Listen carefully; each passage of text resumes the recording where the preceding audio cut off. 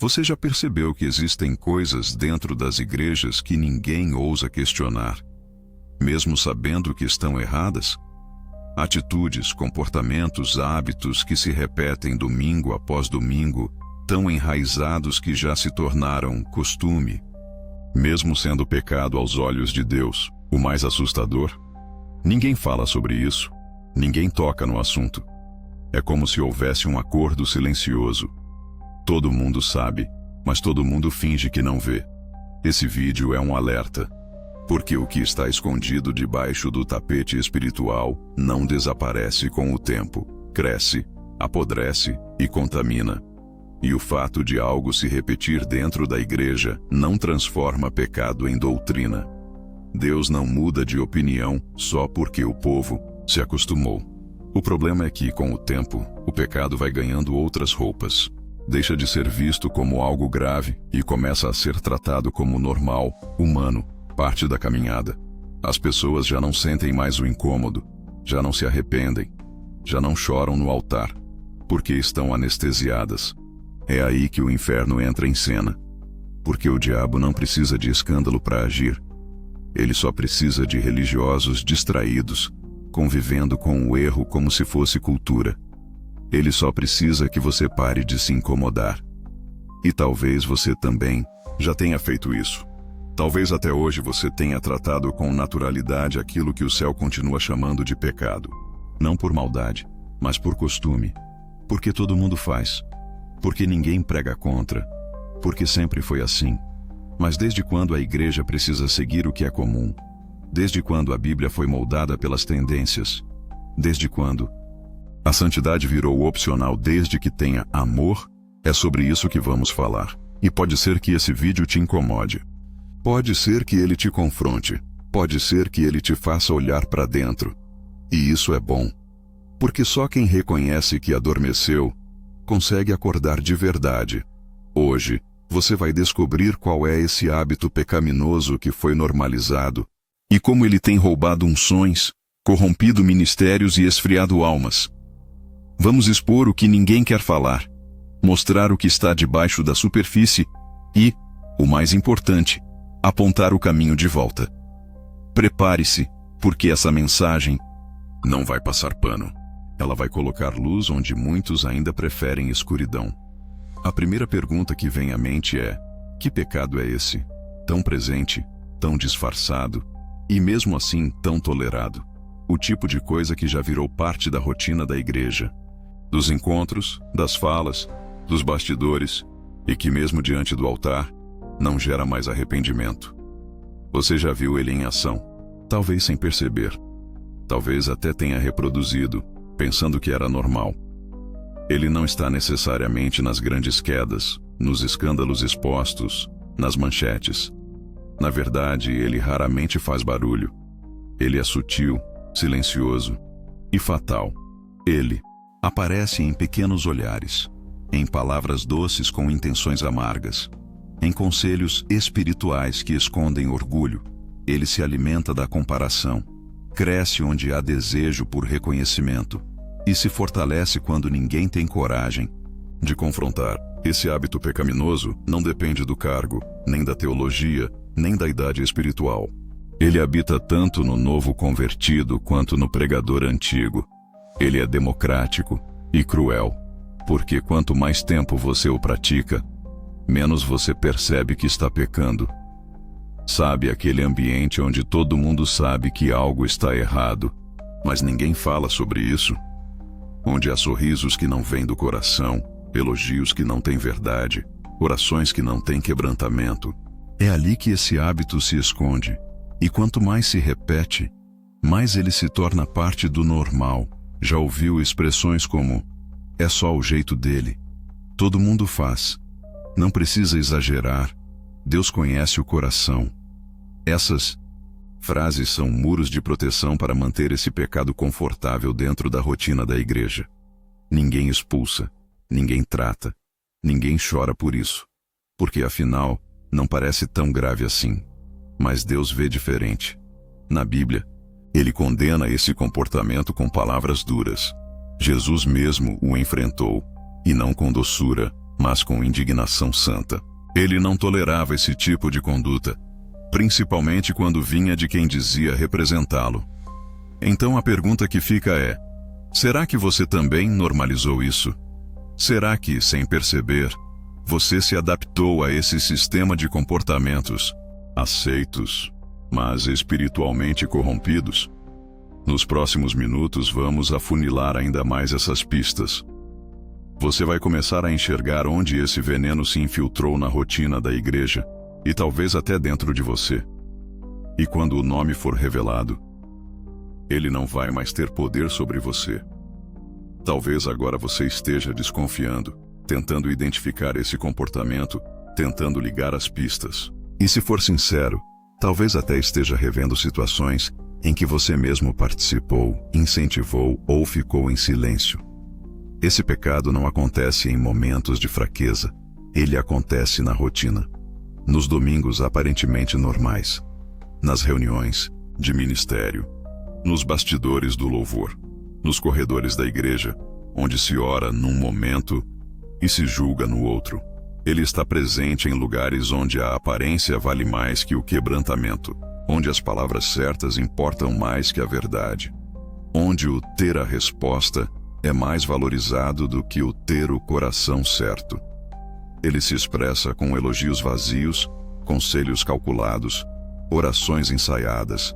Parece zelo, parece espiritualidade, mas lá no fundo tem outra motivação. Muitos acham que é só a maturidade de ministério. Outros chamam de sabedoria e postura. Mas Deus vê diferente, porque onde não há verdade, não há luz. E onde não há luz, as trevas se acomodam, mesmo dentro do templo. Ele pode aparecer quando você sorri sem suportar, quando finge interesse só para manter a imagem, quando concorda externamente, mas por dentro está julgando. Quando ouve uma mensagem e pensa: essa palavra é para fulano, mas não se deixa ser confrontado. E o mais perigoso? Esse comportamento gera aplausos. Ele é aplaudido no palco, promovido em ministérios, alimentado por sistemas que preferem aparência à verdade. Porque quem o pratica geralmente é carismático, influente, de confiança. Mas espiritualmente, está longe. Jesus falou sobre isso, não com leveza, mas com peso.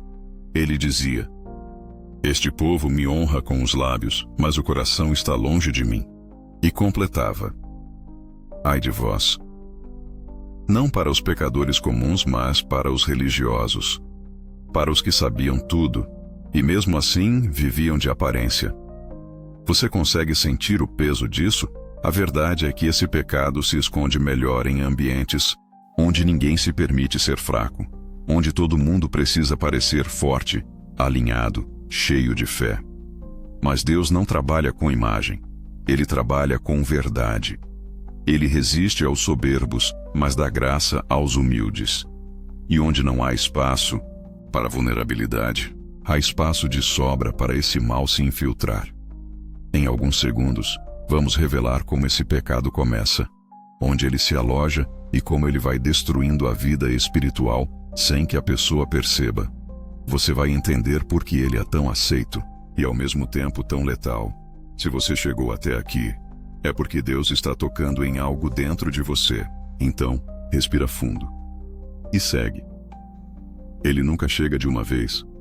Ele se instala aos poucos, como uma infiltração silenciosa que começa com uma gota e termina rachando paredes inteiras. Esse hábito pecaminoso não grita, ele sussurra.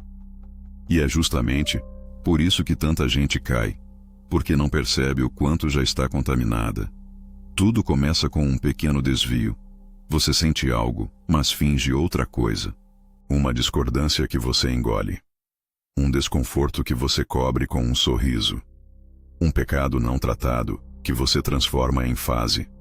Uma dor não resolvida, que você esconde atrás de atividades e ocupações no ministério. Aos poucos, o disfarce vira rotina. Você começa a perceber que os outros também fazem o mesmo. E então, sem perceber, começa a se mover por aquilo que funciona. e não mais por aquilo que é verdadeiro. Você aprende a falar como crente, se comportar como crente e reagir como crente, mas por dentro está seco, frio, vazio. E o mais assustador, ninguém percebe, porque você aprendeu a sustentar a imagem. Esse pecado cresce em ambientes onde todo mundo aparenta estar bem, onde não há espaço para a confissão, onde mostrar fraqueza é mal visto e quebrantar-se é sinal de imaturidade. Então, ao invés de levar a dor até o altar, a gente maquia a dor com linguagem religiosa. Começa a surgir uma espiritualidade de fachada. A vida vira teatro. A fé vira personagem. E o pior, o próprio coração acredita nesse papel.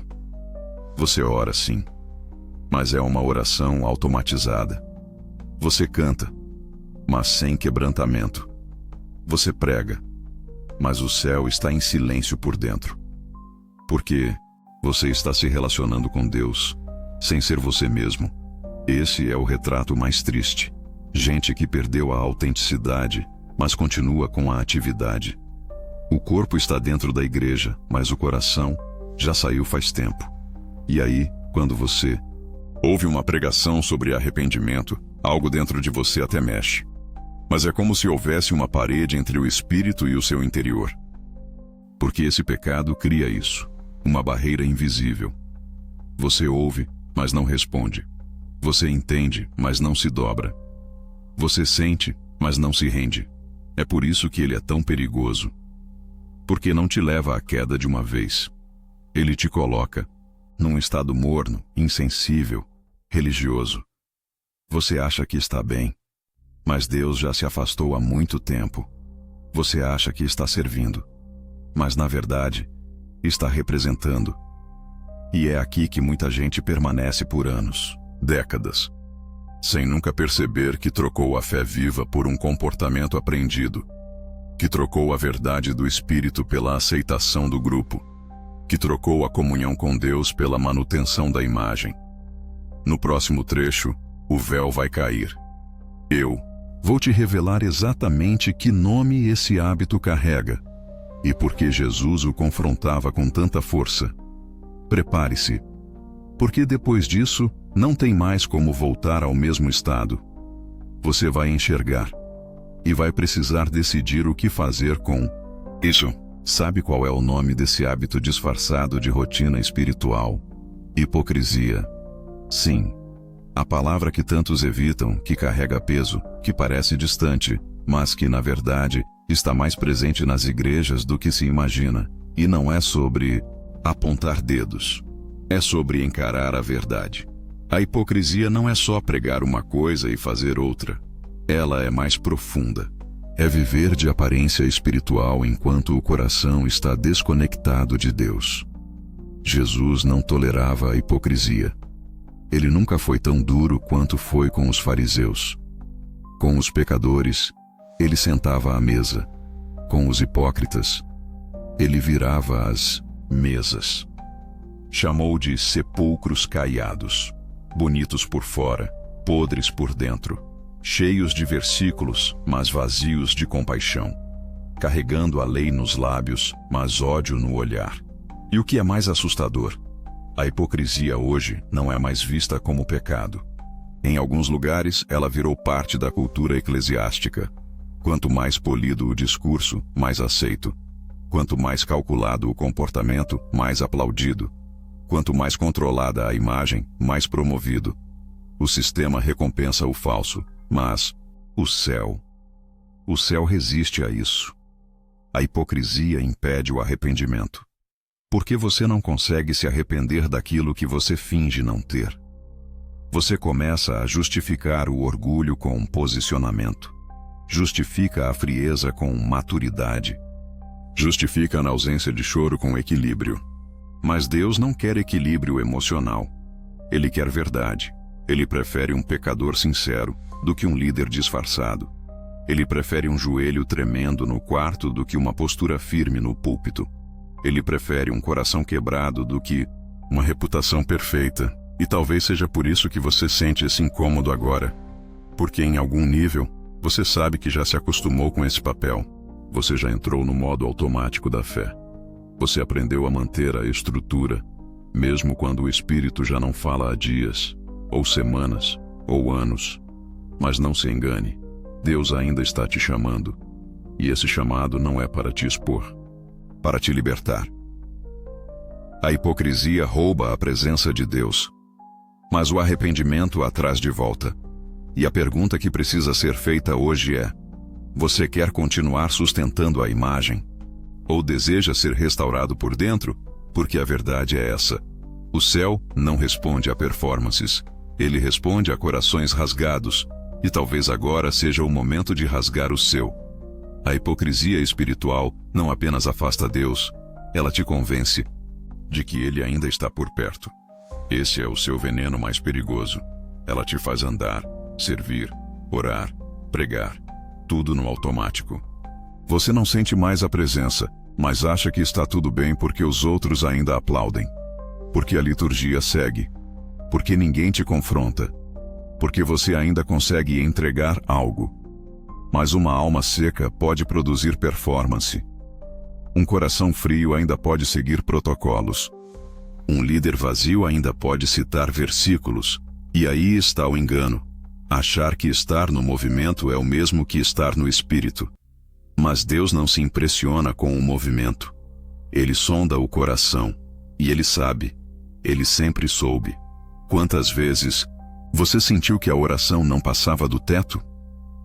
Quantas vezes você adorou com os lábios, mas por dentro só repetia letras? Quantas vezes você aconselhou alguém, mas sentia que o próprio chão da sua fé estava rachado? Isso não te torna menos crente, te torna humano. Mas o que você faz com isso? Define se sua fé é real ou uma farsa bem montada. A hipocrisia espiritual tem filhotes. Ela dá à luz a dois tipos de crente: o que finge que está tudo bem, e o que acha que fingir é o único jeito de continuar. O primeiro é vaidoso. O segundo, desesperado. E talvez você esteja entre os dois. Mas existe uma terceira via. Um caminho que poucos escolhem, porque ele exige coragem. O caminho do rasgar-se por dentro. Rasgai o vosso coração, e não as vossas vestes, dizia o profeta Joel. Em outras palavras, parem de encenar. Parem de fazer barulho por fora. Deus está olhando o que está podre por dentro. E não é à toa que o diabo nunca teve tanto conforto dentro das igrejas. Porque enquanto há performance sem presença, há espaço para o inferno operar. Onde há aparência sem verdade, há brechas abertas.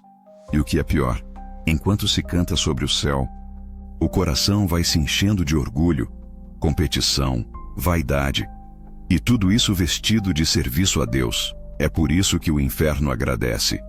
Porque o pecado da hipocrisia não precisa sair do altar. Ele só precisa se manter bonito o suficiente para que ninguém o confronte. Mas você pode confrontar agora. Nos próximos minutos, eu vou te mostrar como romper com isso. Como sair dessa cadeia invisível que segura tantos ministérios, tantos líderes, tantos crentes sinceros, que se perderam no meio do caminho tentando parecer fortes. Você vai entender por que rasgar o coração é a única porta de saída real. Mas atenção, esse próximo passo não é leve. É confronto real. É chão. É joelho. Mas quem passar por ele, vai voltar a viver. Então ouça isso com o coração aberto, porque não adianta identificar o problema se você não estiver disposto a rasgar o chão onde ele se instalou. A primeira chave para romper com a hipocrisia espiritual é descer. Descer do pedestal da aparência. Descer do título, do cargo, da imagem construída. Descer da posição que te isola da verdade. Enquanto você estiver mais preocupado em parecer forte do que em ser curado, não há espaço para restauração. Porque Deus não habita em fachadas, Ele visita corações rendidos. Quer um exemplo bíblico? Olhe para o fariseu e o publicano na parábola de Jesus. O fariseu orava em pé, confiante em sua justiça própria, cheio de orgulho, dizendo: "Obrigado, Deus, porque eu não sou como os outros." Já o publicano nem conseguia levantar os olhos. Ele batia no peito e dizia: Tem misericórdia de mim, Senhor, porque eu sou pecador. E Jesus foi direto. Foi o pecador quebrado que saiu justificado, não o religioso performático. Reconhecer sua hipocrisia é o primeiro milagre. E sabe por quê? Porque quem admite que estava se escondendo, começa a ser visto por Deus de verdade. Não espere estar bem para se apresentar diante dele. Não espere estar limpo para se ajoelhar.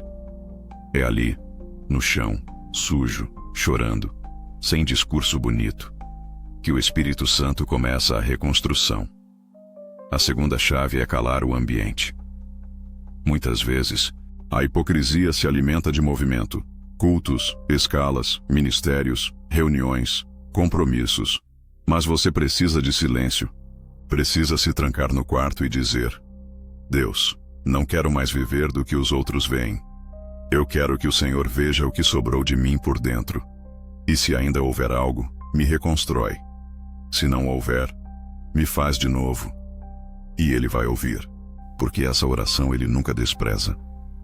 A terceira chave é buscar alguém maduro, verdadeiro e confiável, e confessar. Sim, confessar. A palavra é clara: confessai os vossos pecados uns aos outros, e orai uns pelos outros para que sejais curados. A hipocrisia é curada na luz, e a luz só entra onde há humildade para dizer: eu estava errado. Mas atenção, isso não acontece num culto só, nem num vídeo como esse. Isso é uma decisão diária, de viver de verdade, de não tolerar mais máscaras, de ser inteiro com Deus ainda que falho, de parar de impressionar os outros, para finalmente ser encontrado pelo Pai. E se você chegou até aqui, é porque Ele já começou algo em você. Agora, se você quiser dar o próximo passo, eu preparei um conteúdo completo, direto ao ponto, que aprofunda ainda mais os sinais da hipocrisia espiritual e como quebrar, passo a passo, esse ciclo que te suga por dentro. O link está na descrição. É gratuito e pode ser o recomeço que você está precisando, mas mesmo sem clicar em nada, faça uma coisa hoje: ore como se fosse a última vez, sem filtro, sem frase feita, sem medo, só você e Deus. Porque não há pecado disfarçado que resista a um coração rasgado. Nos vemos no próximo vídeo, mas que agora, o que continue dentro de você, não seja a rotina do erro, e sim o desejo real por um novo começo.